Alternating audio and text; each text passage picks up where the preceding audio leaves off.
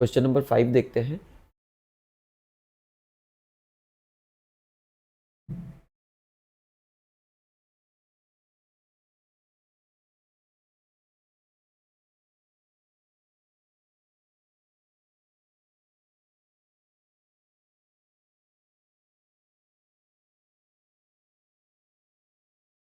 Question बोल रहा है the Q value of a nuclear reaction. Q किसको डिनोट करता है? हीट को। तो क्यू वैल्यू बेसिकली वो वैल्यू है जो न्यूक्लियर रिएक्शन में लिबरेट होती है। न्यूक्लियर रिएक्शन में जब रिएक्टेंट्स रहेंगे और रिएक्टेंट्स न्यूक्लियस रहेंगे, जब रिएक्टेंट्स रहेंगे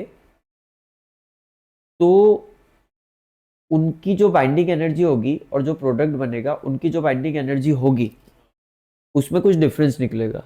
जितना डिफरेंस निकलेगा उतनी एनर्जी लिबरेट होती है। जितना डिफरेंस निकलेगा उतनी एनर्जी लिबरेट होती है।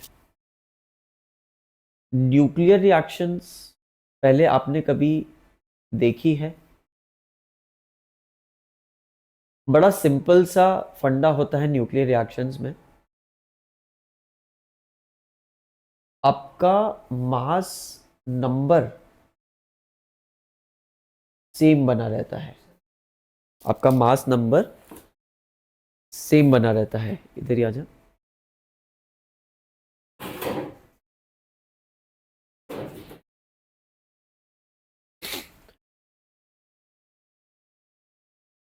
सेटल हो फिर मैं समझाता हूँ। आपका मास नंबर सेम बना रहता है। इवन आपका एटॉमिक नंबर मैनी केसेस में सेम बना रहता है। जो आपको केसेस आएंगे उनमें सब में सेम बना रहेगा। बस अगर कोई प्रोटॉन न्यूट्रॉन में कन्वर्ट हो रहा है या न्यूट्रॉन प्रोटॉन में कन्वर्ट हो रहा है तो एटॉमिक नंबर में चेंज। अगर प्रोटॉन न्यूट्रॉन में कन्वर्ट हो रहा है तो एटॉमिक नंबर एलएचएस और आरएचएस में एक कम हो जाएगा। अगर प्रोटॉन न्यूट्रॉन में कन्वर्ट हो रहा है तो एलएचएस में जितना एटॉमिक नंबर रहेगा उससे एक कम मिल जाएगा आरएचएस में। इतना समझ में आता है?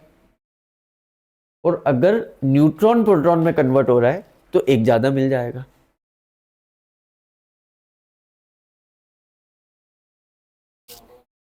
माइनस होगा। ये आप समझते हैं क्योंकि नीचे एटॉमिक नंबर लिखते हैं और atomic number is the number of protons, इसलिए मैंने ये लॉजिक बोला। बट वो पोर्शन रिड्यूस हो चुका है तो उसके आसपास कभी थोड़ा सा कुछ पूछ लिया इसलिए मैं बता रहा हूं, बाकी तो नहीं है कुछ ऐसा। पर मास नंबर अगर प्रोटॉन न्यूट्रॉन में कन्वर्ट हो रहा है, न्यूट्रॉन प्रोटॉन में कन्वर्ट हो रहा है तो नंबर ऑफ न्यूक्लियॉन्स तो होते ही हैं। तो मास नंबर ओवरऑल वही बने रहेगा। तो मास नंबर तो वही बने रहेगा। ठीक है। अब आपको पूरी रिएक्शन दी हुई है फर्स्ट वाली कि दो हाइड्रोजन, एक हाइड्रोजन 1 और एक हाइड्रोजन 3। हाइड्रोजन 1 को बोलते हैं प्रोटियम और हाइड्रोजन 3 को बोलते हैं ट्रीटियम। हाइड्रोजन 1 को बोलते हैं प्रोटियम, 2 को बोलते हैं ड्यूट्रियम और 3 को बोलते हैं ट्रीटियम। एक हाइड्रोजन 1 और हाइड्रोजन 3 एक न्यूक्लियर रिएक्शन करके दो हाइड्रोजन 2 बना रहे हैं। दो हाइड्रोजन 2 बना रहे हैं। तो क्यू वैल्यू कैसी दे रहेगी? Mass of hydrogen, mass of reactants minus mass of product. इससे आपको क्या निकल के आएगा? डेल एम न्यूक्लियस का।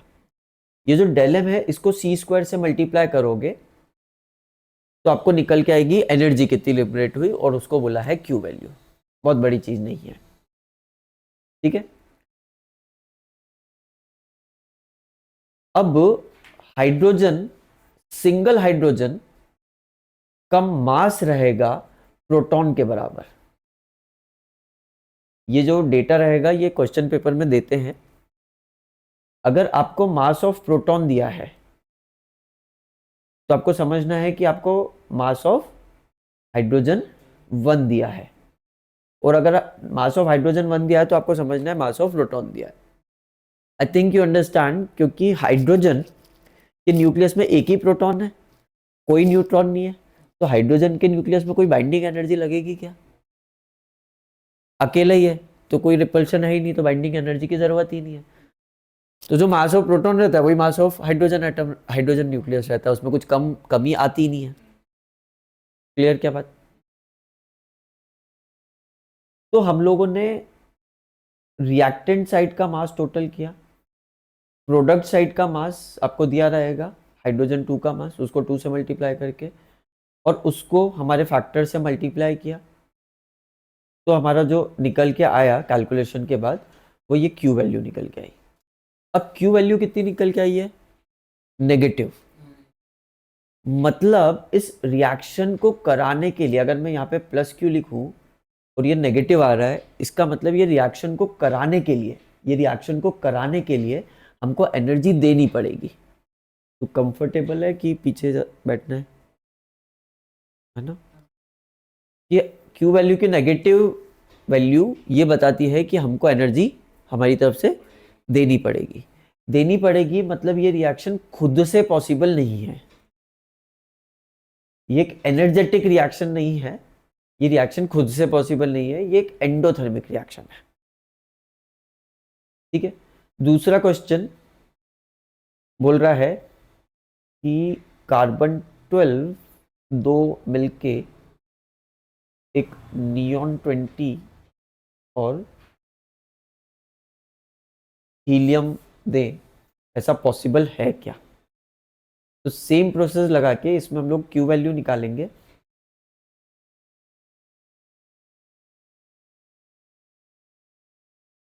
सेम प्रोसेस लगा के हम क्यू वैल्यू निकालेंगे, mass of reactant minus mass of product into C square, ये फैक्टर से मल्टीप्लाई किया, क्यू वैल्यू पॉजिटिव आई, ये एक एक्सोथर्मिक रिएक्शन है और रिएक्शन पॉसिबल है। ठीक है।